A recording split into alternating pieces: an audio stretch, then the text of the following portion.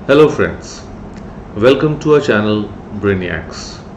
और आज हम एक और बहुत इंटरेस्टिंग टॉपिक के साथ आपके सामने आए हैं, जो कि है मनी क्रिएशन। अब ये टॉपिक सुनकर कुछ क्यूरियोसिटी तो जगी होगी कि भाई मनी क्रिएशन का मतलब क्या है, पैसा बनाना या पैसा छापना। और जब पैसे कम होते हैं तो मन तो करता है कि पैसे छाप लिए जाएं। बट ये बात भी सच है कि भाई पैसे मैं और आप तो छाप नहीं सकते। हमारे देश के अंदर प्रिंटिंग ऑफ करेंसी या इशूइंग ऑफ करेंसी का काम तो आरबीआई का है, लेकिन मनी क्रिएशन कौन करता है? क्या वो आरबीआई करता है या वो कमर्शियल बैंक्स करते हैं? कौन करता है? तो ये हमें जानने के लिए आज का वीडियो आप सभी लोगों को देखना पड़ेगा। चलते हैं और आपकी क्यूरियोसिटी को शांत करते हैं। चल, तो आज का टॉपिक है मनी क्रिएशन, लेकिन हाँ, एग्जामिनेशन पॉइंट ऑफ व्यू से ये बहुत इंपॉर्टेंट है, तो प्लीज़ बहुत ध्यान से देखिएगा और समझिएगा, और आपको ये पता चल जाएगा आज कि हमारा बैंकिंग स्ट्रक्चर कैसे चलता है या कैसे काम करता है। अब इस चीज़ के लिए हम जो आज बात कर रहे हैं कि ये बात तो हम बोल दें आपको कि जो मनी क्रिएशन है वो काम तो कमर्शियल बैंक्स का है, लेकिन मनी क्रिएशन, क्रेडिट क्रिएशन, ये होता क्या है? हम कहते हैं कि व्हेन अ बैंक में receive interest simply by permitting a customer to overdraw their accounts or by purchasing securities and paying for them with its own checks, thus increasing the total bank deposits. अब ये definition credit creation की बेनहम ने दी थी, तो जिसका मतलब है कि जो बैंक है वो कमाता कैसे है।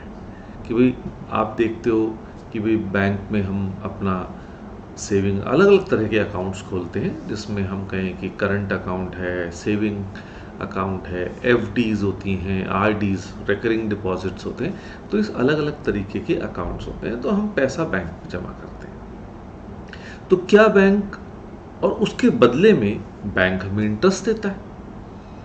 तो अब बैंक ने इंटरेस्ट हमें दिया, तो क्यों दिया? तो हम कहते हैं भाई हम अपना पैसा बैंक में रख रहे हैं, इसलिए बैंक दे रहा है। लेकिन बैंक दे कैसे रहा है, क्या करता है, बैंक की कमाई कैसे होती है, आज हम सब यही इस वीडियो में पढ़ने वाले हैं, ठीक है, और आपको सिखाने वाले हैं। अब इस चीज़ के लिए आपको पहले कुछ बातों का ध्यान रखना पड़ेगा कि कमर्शियल बैंक्स जो हैं they create money by way of loans. अब आप जानते हो कि अलग अलग तरीके के लोन्स होते हैं। पर्सनल लोन आपने बहुत सुना होगा, हाउसिंग लोन, अब तो आप लोगों की पढ़ाई के लिए एजुकेशन लोन मिलने लगा है, ठीक है, व्हीकल लोन, अब उसमें टू व्हीलर्स भी आ गए, कार्स भी आ गए, ठीक है, एग्रीकल्चरल लोन। तो अलग अलग तरीके के लोन्स जो है बैंक देता है। तो वो एक तरीका है जिससे बैंक जो है, कमर्शियल बैंक जो है, मनी क्रिएट करता है। दूसरी बात कि भाई उसको पैसा कहाँ से मिला हम लोगों को लोन देने के लिए? तो भाई लोग डिपॉजिट करते हैं पैसा, तो जो पैसा लोगों ने बैंक्स में जमा किया हम उसको प्राइमरी डिपॉजिट करते हैं। अब उस डिपॉजिट में, लेकिन आप देखोगे कि भाई अगर हम बैंक में जमा करते हैं पैसा तो हम कभी भी जाके निकाल भी तो लेते हैं। तो भाई अगर वो पैसा बैंक ने लोगों को एज लोन दे दिया तो है ना मज़े की बात कि भाई वो लोन भी दे रहा है, और जब भी हम चले जाते हैं बैंक में अपना पैसा लेने वो हमें भी दे देता है। तो ये वो कैसे करता है, तो ये भी आज आप सीख जाओगे। तो ये, लेकिन एक बात ध्यान रखने की है कि जब बैंक लोन देता है तो वो कभी भी वो कैश नहीं देता। भाई आपने सपोज आपने कहा जी मुझे हाउसिंग लोन चाहिए, बैंक सारी अपनी फॉर्मेलिटीज पूरी करेगा और उसके बाद आपका एक लोन अकाउंट अपनी ब्रांच में खोल देगा, और वो पैसा आपको वहाँ पे आपकी स्टेटमेंट में रिफ्लेक्ट होना शुरू हो जाएगा। और फिर जब अगर आपको वो मकान जो ख़रीदना है जिसके लिए आपने लोन लिया है, आप अपने जो सेलर को, बायर है वो प्रॉपर्टी डीलर, सॉरी बायर कह रहा हूँ, सेलर है यानी कोई प्रॉपर्टी डीलर है या बिल्डर है, आप उसके अकाउंट में ट्रांसफ़र कर देते हो, तो आप कैश तो विड्रॉ करते नहीं है। तो यानी कि वो महज एक ट्रांसफ़र ऑफ एंट्री है, तो एक्चुअल कैश इन्वॉल्व नहीं हुआ, बस एक ट्रांजैक्शन हो गई एक अकाउंट से दूसरे अकाउंट में।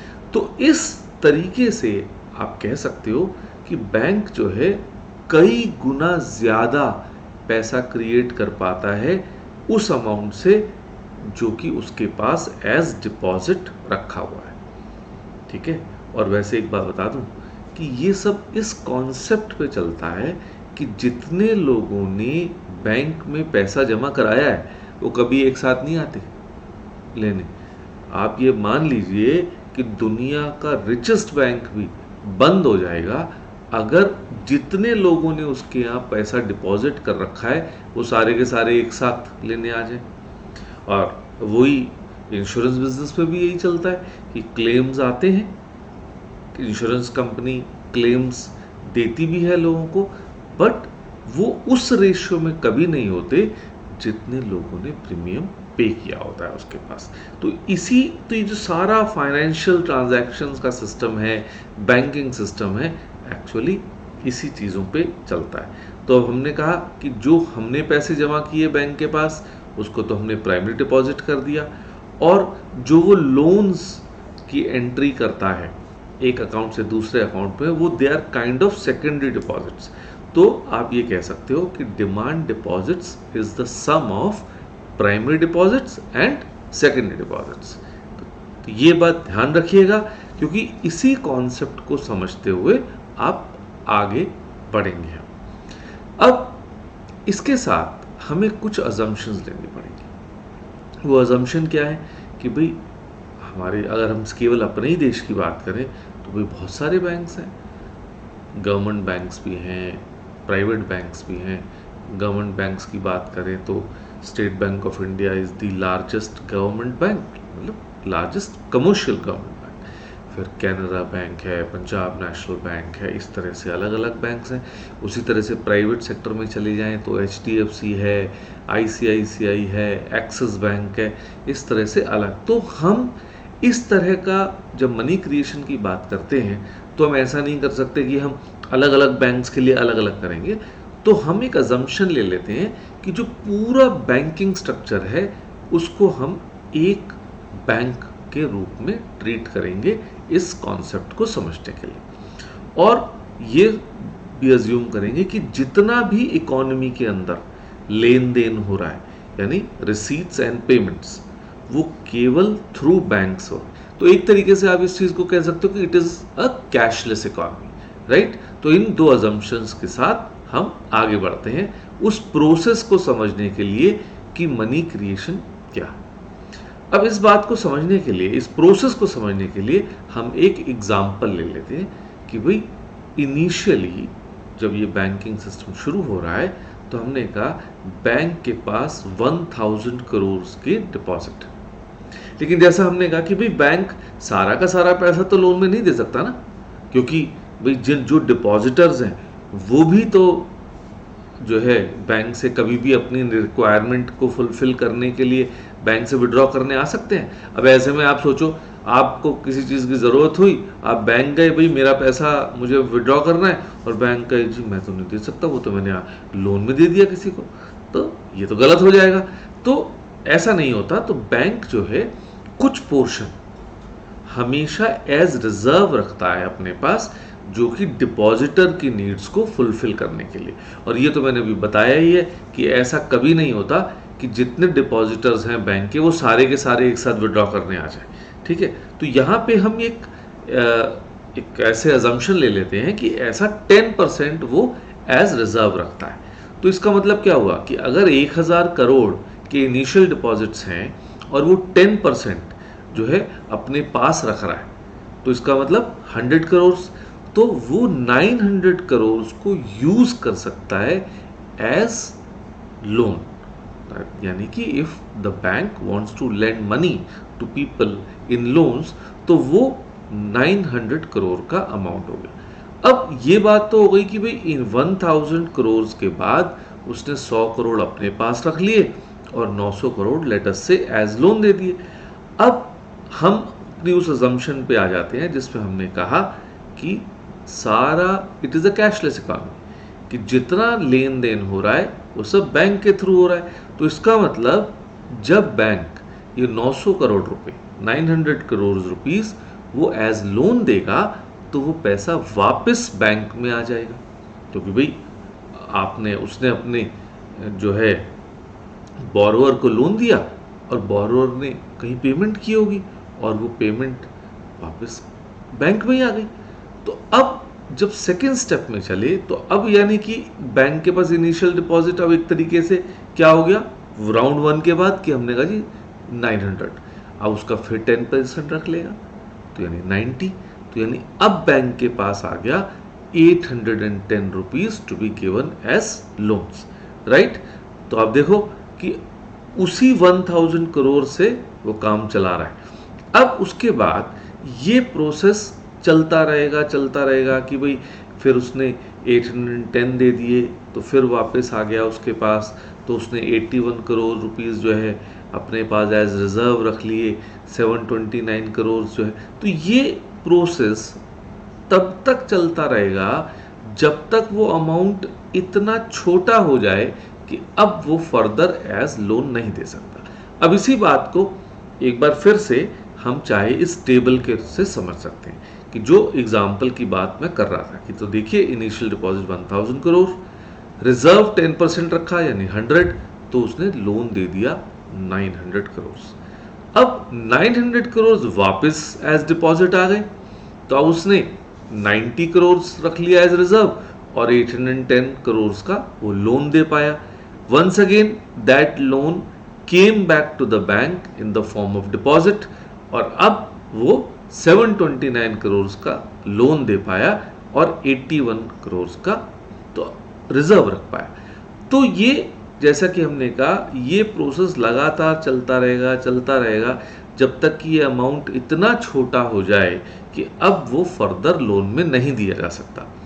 तो अब अगर उसके बाद आप इन डिपॉजिट कॉलम का, लोन कॉलम का, रिजर्व कॉलम का सम करेंगे तो डिपॉजिट का आएगा 10,000, लोन्स का आएगा 9,000 और रिजर्व आएगा 1,000। तो अब आप देखो ये हमें बिल्कुल ऐसा लगा एज इफ कि हमने 1000 करोड़ से शुरू किया था और अब भी बैंक के पास तो 1000 करोड़ पूरा रखा है जो लोगों का डिपॉजिट था, और उस जबकि टोटल डिपॉजिट कितना शो हो रहा है 10,000 करोड़, है कि नहीं। तो इस तरह से जो है बैंक 1000 करोड़ से 10,000 करोड़ की मनी सप्लाई क्रिएट कर लेता है ना हैरानी की बात। और वो 10 टाइम्स हुआ तो हम क्या कह सकते हैं, it is a credit multiplier जिसकी वैल्यू 10 है।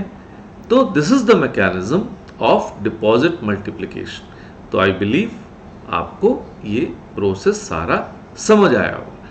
लेकिन कई बार होता है कि भाई क्या हमें इस सारी चीज़ों के लिए हमेशा इस प्रोसेस के थ्रू ही गुजरना पड़ेगा, तो नहीं, हम इस चीज़ को फॉर्मूले से भी देख सकते हैं। तो जिस फॉर्मूले को हम कहते हैं कि वो मनी मल्टीप्लायर का या क्रेडिट मल्टीप्लायर का फॉर्मूला है, तो जिसमें हम कहते हैं 1/CRR यानी कैश रिजर्व रेशियो। अगर हम कैश रिजर्व रेशियो को डिफाइन करने की बात करें तो it is that percentage of deposit which a commercial bank must keep as cash reserves with RBI at all times। और ये जो कैश रिजर्व की रेशियो है ये RBI ही डिसाइड करेगा, ठीक है। और जैसे कि हमने अभी एग्जांपल लिया कि हमने कहा जो 10% हमने रिजर्व लिया था तो 1/10% अगर हम कैलकुलेट करेंगे तो हमें 10 टाइम्स मिल जाएगा। इसीलिए 1000 के डिपॉजिट्स को हम 10,000 करोड़ में कन्वर्ट कर सके। तो देखा कि हम अगर पूरी एक्सप्लेनेशन कि ये तो फॉर्मूला हो गया, हमें फॉर्मूले से पता चल गया कि अगर 10% हम रिजर्व रख रहे हैं तो 10 टाइम्स बनेगा यानी 1000 करोड़ का 10,000। तो ये तो एक तरह से एल्जेब्रिक एक्सप्लेनेशन हो गई, लेकिन रियलिटी में वो प्रोसेस क्या है, किस तरीके से, तो वो हमने उस टेबल के तरीके से समझ लिया और सीख लिया, राइट। तो आई बिलीव आपको ये सारा प्रोसेस समझ आया होगा, ये टॉपिक बहुत इंपॉर्टेंट है, इंटरेस्टिंग लगा होगा। तो thank you for watching with kind attention. और अगर आपको ये अच्छा लगे तो आप हमें लाइक करिए, शेयर करिए, सब्सक्राइब करिए, अपने दोस्तों को भी बताइए जिससे वो भी इन चीज़ का फ़ायदा उठा सके। आप YouTube पे हमें फॉलो कर सकते हैं, आप हमारे इंस्टाग्राम चैनल पे भी हमें फॉलो कर सकते हैं। Okay, goodbye, see you